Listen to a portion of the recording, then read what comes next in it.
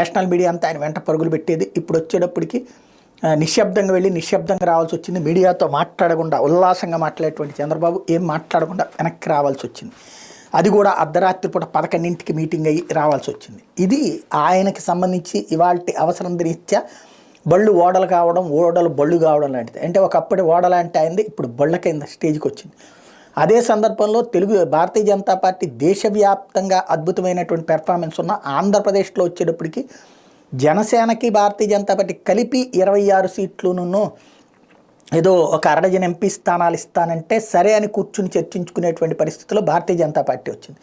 వాస్తవంగా special priority Telugu Desam పార్టీకి ఇవ్వలేదు. నిన్న 8 నుంచి 9 ఢిల్లీలో బీజేపీ ఎన్నికల ప్రణాళిక గురించి రివ్యూ జరిగింది. 9 నుంచి 10 దాకా జార్ఖండ్ బీజేపీ ఎన్నికల ప్రణాళిక గురించి రివ్యూ జరిగింది. 10 నుంచి 11:30 దాకా ఛత్తీస్గఢ్ బీజేపీ ఎన్నికల ప్రణాళిక గురించి రివ్యూ జరిగింది. 11:45 నుంచి 12:00 దాకా బాబు గారితో సమావేశం జరిగింది. నడ్డా